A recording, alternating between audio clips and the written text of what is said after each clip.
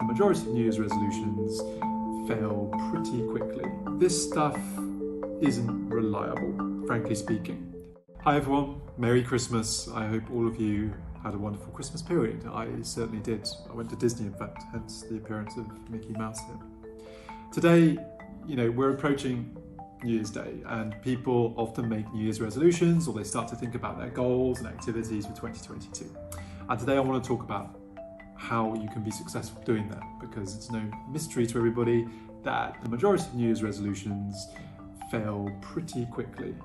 In this period, and I've already seen a number of such videos, you'll see lots of quick learning techniques, achieve something in 20 hours, or shortcuts and hacks to do certain things. This stuff isn't reliable, frankly speaking. You're not going to be an expert at anything if it took you 20 hours. I mean, just think about it logically, right? The barrier to entry to do a skill at a very high level has to be sufficiently high, otherwise the skill just wouldn't be worth learning at all, right? So the hard truth is, yes, you need to spend a lot of time to do something good or achieve something that you can be proud of. There's no getting away or around that. However, time is not the only variable, because something that I've been in China for a period of time now, one of the things I hear very commonly, for example, just on English, I spent 15 years at school, I did all this work, I sat in all these lessons, hours and hours spent, my English is still rubbish. Why is that? So time is not the only variable. You also have to practice effectively. So time plus effective practice equals the ability to achieve a resolution, achieve an objective, or learn a new skill. And that's what I'm going to talk about today. And so if you are a person who wants to learn something new in 2022, if you're a parent who wants to teach your kids the most effective way of succeeding at school or in extracurricular activities, or if you're a coach who's taking their own team on to hopefully greater successes in the new year, this is the video for you, because this is the method that is tried and trusted, not just by myself, I've used it my entire life, but you can ask great athletes, great chess players, great linguists, whoever it is, people at the top of their fields use this method. And this is why I think this is the only game in town if you want to become good at a particular skill. The technique is called deliberate practice, and it has 5 components. The first is motivation. The second, knowledge and planning. The third, to push outside your comfort zone. The fourth, immediate feedback on performance. And the fifth, repetition and time. When these 5 things are together, you're doing something called deliberate practice, and it's the most effective way of improving any skill. Today, I'm going to use an example of yoga. It's something that I'm going to do a little bit more of in 2022 because I have very stiff muscles and I'm quite a tall guy. I'm actually 2 meters tall, so I need to look after my back and so on. First step is motivation. You're not going to be able to apply this technique without sufficient motivation. That's because, one, as I mentioned, you have to spend quite a bit of time at something in order to get proper returns. And 2, well, you'll find that the technique involves you spending a disproportionate amount of time on elements of the skill that you're poor at. And therefore, if you're not motivated, it's not a particularly fun experience. The best activities, of course, are ones that you're intrinsically motivated to do, the ones that you enjoy doing simply for the sake of doing them without expecting any particular return. And if you're still searching for activities or skills to apply a resolution to in 2022, I'd recommend starting with these ones, because this whole set of 5 steps is a lot easier to apply when you truly enjoy doing something. Now, for me, frankly speaking, yoga does not fall into that category. I find it somewhat painful, my muscles are quite stiff, and I'm not very elegant, and I know also I'm quite bad at it. So overall, I don't feel a great amount of passion to go into a yoga studio and do it. And where you lack that intrinsic motivation, we need to move to other motivators or other mechanisms to ensure that we do it and set those up well in advance. Now, I've done another video on habit formation, and there's an excellent book by James Clear called Atomic Habits. Where you lack the intrinsic motivation to do something, you're going to need some kind of structure to make sure that you get up every day and do it. And that's what James Clear talks about in his book, trying to form those habits. And so I'll be using some of those techniques, which I won't repeat here, but please look at my other video on it. I'll put a link to it here. Please look at that video and make sure that you prepare. Like, the first step is about preparation, to make sure that you're going to do it every single day. That's what motivation really is. And so if you don't get that in place, you'll find it's quickly you're going to go off the rails. Either you ineffectively practice or you quit completely. So this is the first step. The second step I call knowledge and planning. What do we mean by this? Well, every skill that you learn can be broken up into components, different aspects of it that you need to do well. Knowledge and planning basically means understanding those various components and then selecting those components that you're particularly poor at and allocating a disproportionate amount of time into improving those and understanding what it is precisely you need to do to improve. So if I took yoga, for example, now currently I'm pretty lousy at most of it, but there are some things that I can do better than others. Things that involve pushing and pulling, I'm actually quite good at because I do a lot of exercise elsewhere. Squatting and so on, I do a lot in rowing, so a lot of those things I'm pretty good at. What am I particularly poor at? Anything that involves balance, right? I fall over extremely easily, it turns out. And therefore, when I'm looking at trying to improve my yoga, if I want to be good at yoga, what I'm going to do is I'm going to spend much more time on those activities, the balancing stuff, and trying to find my balance, than I am at the stuff that I'm already pretty good at. What I also need to do is figure out how it is I'm going to improve. Because you can throw hundreds of hours of your time down the drain if you just keep on doing a wrong movement, for example. Like, if I was to take rowing as an example, I see people on the river practicing hours and hours every day, but they're just practicing the wrong movement again and again. And as my cricket coach used to say when I was at primary school, practice doesn't make perfect, practice makes permanent. So if you continue to practice the wrong thing again and again and again, all you're doing is solidifying the wrong thing, you're making no improvements at all, right? So you need to ensure that you A, focus strategically, rationally, scientifically on the elements of the skill or what it is you precisely need to improve, what you're worst at, and 2, figure out what it is exactly you need to do in order to improve it, not simply blindly spend the time reinforcing a bad movement, a bad skill.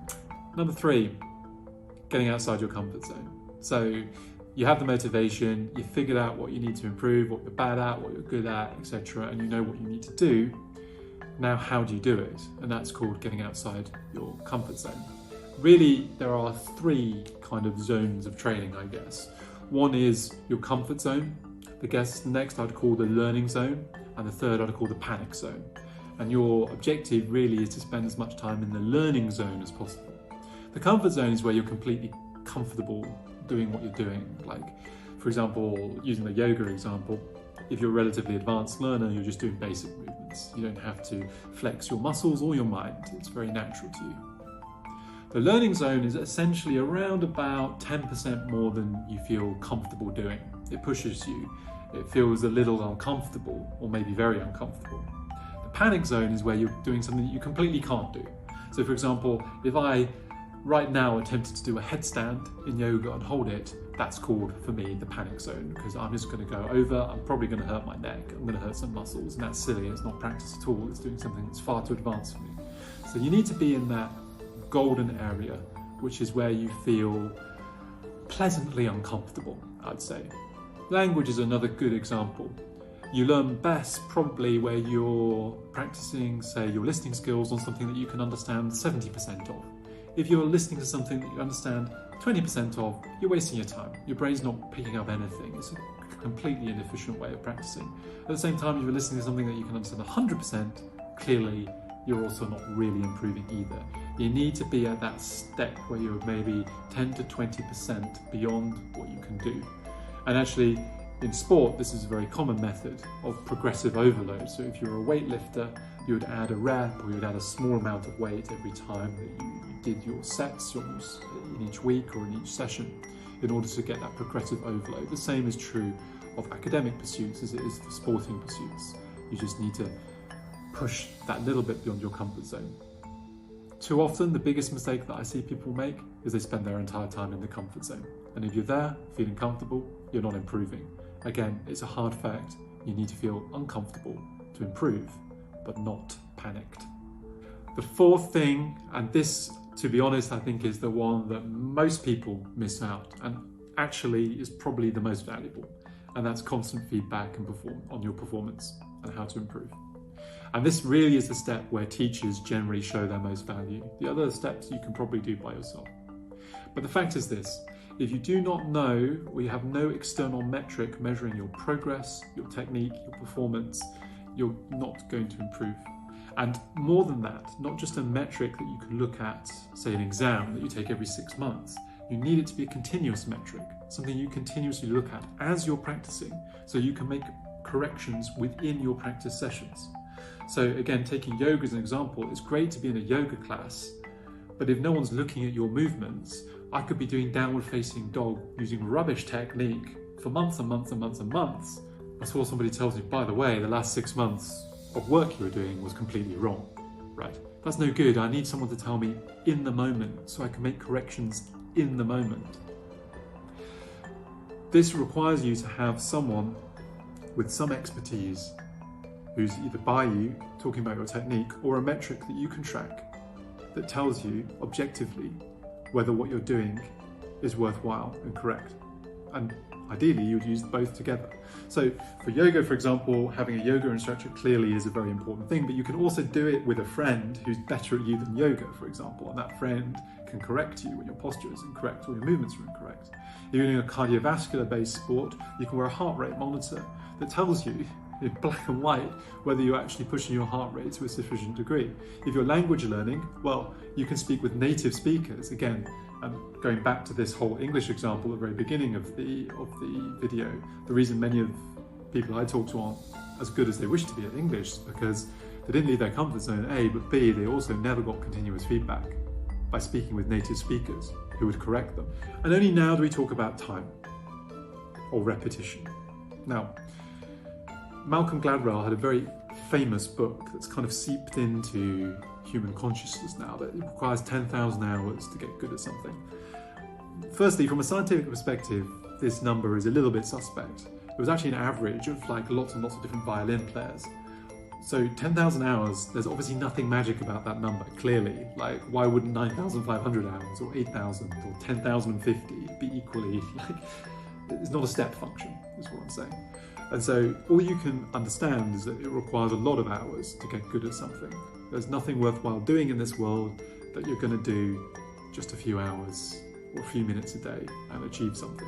So firstly, don't overload yourself with New Year's resolutions and so on. I mean, if you actually want to achieve something special, you probably have room, well, maybe only just for one proper thing, right? There's no good saying I'm going to learn 3 languages this year, I'm going to be like an Olympic swimmer and be brilliant at yoga, etc., etc. It's not going to happen, right? So be realistic. You do need to devote time to stuff to be good at it. But the nub of this video is that time alone is not sufficient. You need to combine the time with the previous 4 steps, otherwise you're actually wasting your time. And that is the most tragic thing of all, because all of us, our most scarce resource is time. And so at least using the other 4 steps, you can guarantee that the time you do spend is the most efficient time, and hopefully can bring down that overall time that you require to be good at something from the tens of thousands of hours to something a little bit more reasonable. But in any event, if you want to get good at something, it's about continuous practice, right? So rather than do, say, 5 hours on a Saturday of yoga or language learning or musical instrument or whatever, it's actually a lot more effective for your brain to form the plastic connections to remold the neurons in your brain, which is effectively what learning is, if you do shorter chunks every day. So when you're trying to plan how you do your skill, try and aim to do it every day or the majority of days in the week for shorter sessions rather than plan huge long marathon sessions, which not only are hard to keep up from a motivation perspective, but you get tired and the quality of time rapidly diminishes. So use that time well and pick times of the day that are commensurate with the activity you're doing. If you're planning your language learning at 11 o'clock every night after you come back from work, that's poor time, right? You might as well just not do it in the first place. Similarly, if you're not a morning person and you tell me, you're going to get up at 5 o'clock every day to practice sunrise yoga, is it really going to happen? Is it the best quality of time? Is it when you like to exercise? Is your body prepared to do it? Possibly not. So be sensible both in the portions of time, the days you allocate them, and the times you do them. If you combine that, the volume of time and repetition, with the other 4 steps, then I genuinely believe that anyone can learn any skill to a very competent and high level. So anyway, what are your New Year's resolutions? Please leave me a message, tell me what it is you want to achieve in 2022, and to start this good habits now, tell me about how you're going to achieve it. What's your plan? How are you going to implement these 5 steps?